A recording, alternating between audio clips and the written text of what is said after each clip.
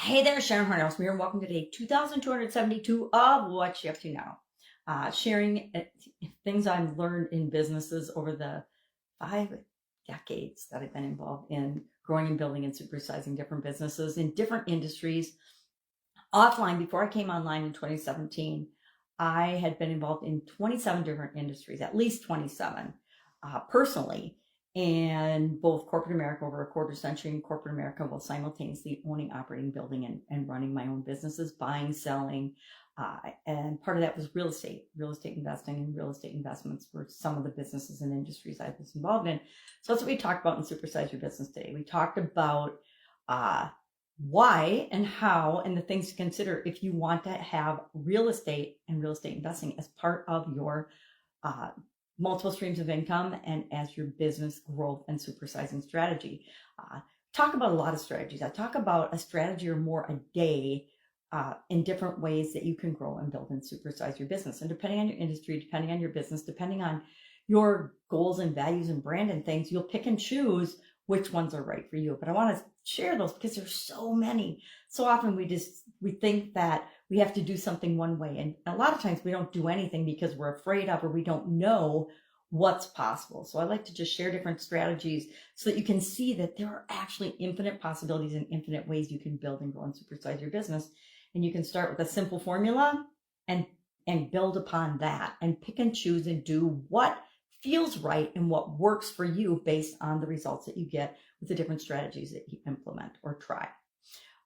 I've tried literally thousands and thousands of different business strategies throughout my many decades in business building and in my career, as well as for different businesses and corporations, as well as for my own. And so some work well for me, some don't. Some work really, really well for other people, but I've fallen on my face with them.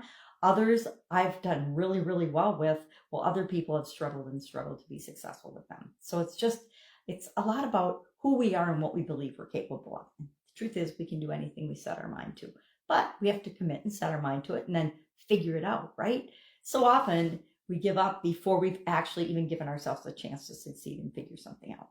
So for the Let's Grow Annual Challenge today, we were talking about the impact of our environment on our physical well-being, our physical health, our physical growth, etc., and talked about different factors and different categories of things that can impact that. And then asked the question, what one environmental thing or factor do you believe is impacting your physical growth and health and well-being right now? And I shared mine is physical activity, and a lot of with me personally, I will admit, a lot of the impact that my environment has is just me making excuses for not wanting to do something. I live in Wisconsin most of the year. I'm traveling right now, but most of the time I live in Wisconsin, and we usually have super duper cold winters.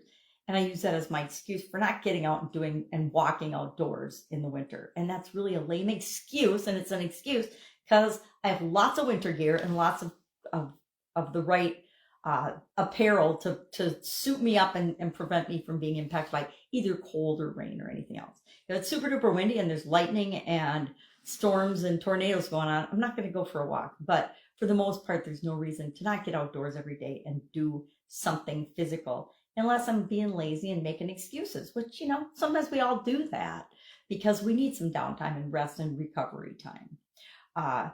And then the other one, I said physical activity and stress. There's always stress in our lives and in our environment. And so I am always looking for ways to more effectively deal with outside forces and stress and things that do have an impact on us, and steel myself against those things, meaning I do different modalities. I do a lot of different things. And one is physical activity to reduce my level of stress and the impact that outside forces have on me. And I'm kind of getting, the older I get, I'm choosing not to participate in things that are just unnecessary drama and nonsense, as well as things that aren't right for me. If there's a bunch of nonsense and gossip and evil crap going on around me, I just choose not to participate in that because it doesn't make me feel good. And something that doesn't make me feel good is a clear indication and signal to me that it is not for me, meaning it's not right for me. That's why I haven't watched the news since the 1980s for the most part. I mean, I'll catch a little snippet here and there. And with the internet, it's almost impossible, and our cell phones, it's almost impossible to not get inundated with all the negativity and crap that's going on in the world. But Ooh, sprinklers. There's strategies and things we can do to mitigate and reduce the impact and the risk of that. That's all I've got today. If I can help you in any way, ask. You can hit me up via Voxer. It's an app on our phones. It's a walkie-talkie app. You push the button, you ask me a question. I push the button back and answer. When I'm traveling, it's easier for me to do that than when I am home because my schedule's pretty packed when I'm at home. All right. Have an awesome day. I'll, of course, be with you tomorrow.